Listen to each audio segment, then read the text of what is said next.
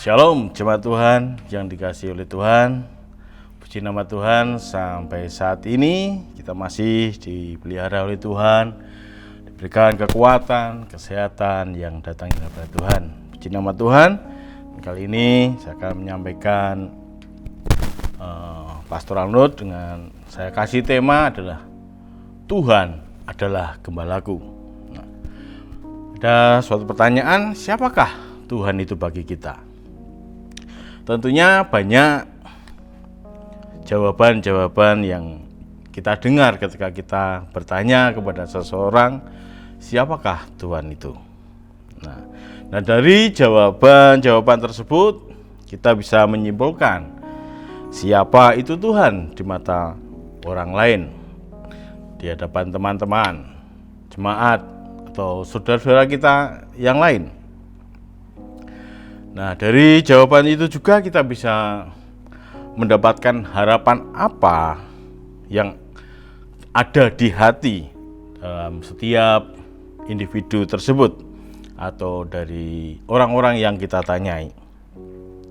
Suatu pertanyaan yang harus bisa dijawab dengan tepat, harus bisa dijawab dengan dari lubuk hati kita. Siapa Tuhan itu?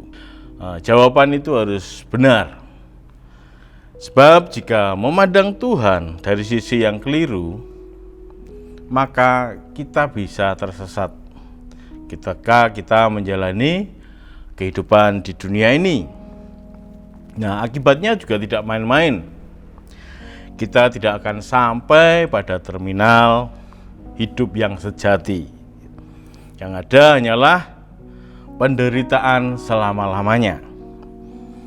Penyesalan pasti berada di belakang, muncul di belakang, bukan di depan. Nah, kitab Mazmur pasal 23 ayat 1 mengatakan, Tuhan adalah gembalaku, takkan kekurangan aku. Nah, ayat ini ditulis oleh Daud. Pengalaman hidupnya Daud penuh dengan tantangan. Dia mengalami pelajaran yang begitu berharga. Nah, sehingga membuat Daud pada akhirnya menyimpulkan bahwa Tuhan adalah gembala hidupnya. Daud bisa mengenyam, bisa merasakan karena dia pernah menggembalakan kambing dombanya. Daud pernah menjadi gembala. Daud yang sewaktu masih muda pernah menjadi gembala domba itu, dia tahu domba itu binatang yang bagaimana dia tahu. Domba itu memerlukan seorang gembala. Karena domba itu adalah binatang yang sangat lemah, bisa juga binatang yang bodoh, juga bisa dibilang begitu. Karena domba ini tidak bisa pulang ke rumahnya sendiri tanpa pertolongan dari gembala. Ya, jadi domba itu tidak bisa pulang ke kandangnya tanpa bantuan dari gembala. Juga domba ini mudah tersesat, mudah terpisah dari kelompoknya atau bahkan mungkin dari gembalanya. Domba juga mempunyai kelemahan karena sama sekali tidak memiliki kemampuan untuk menghindar dari serangan hewan buas lain, apalagi untuk menyerang. Nah, domba tidak mampu berlari cepat, bahkan kadang domba berjalan pun tersendat-sendat. Nah, itulah yang digambarkan oleh Daud tentang dirinya ketika ia menyebut Tuhan adalah gembalaku. Daud merasakan tanpa gembala, tanpa Tuhan, hidupnya itu tidak bisa apa-apa. Kemudian Daud mempercayakan hidupnya kepada Sang Gembala Agung itu, yaitu Tuhan Allah. Nah, siapakah sekarang yang menjadi gembala Anda? Kekayaan yang melimpah, jabatan yang tinggi, atau nama Anda yang terkenal? Ataupun status Anda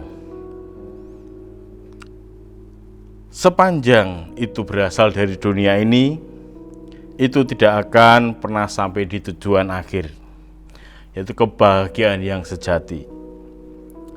Banyak kisah-kisah yang menyedihkan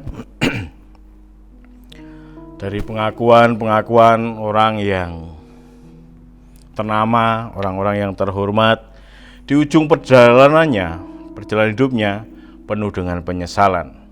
Semuanya sia-sia, tidak berguna, hanya air mata menjadi saksi hidupnya. Jangan ikuti jalan yang salah. Segera putar gelombang hidup kita. Hanya Tuhan Yesuslah satu-satunya. Dia adalah gembala yang menjadi kompas kehidupan kita, yang akan membawa hidup kita di kebahagiaan yang sejati. Hanya Yesus yang dapat mampu melakukannya. Jangan sampai kita tersesat ketika kita mempercayakan hidup kita dan mengikuti gembala kita, yaitu Tuhan Yesus Kristus. Maka kita akan mendapatkan keselamatan yang kekal. Marilah kita mengikuti teladan dari Daud yang menjadikan Tuhan sebagai gembala hidupnya. Puji nama Tuhan, Tuhan memberkati.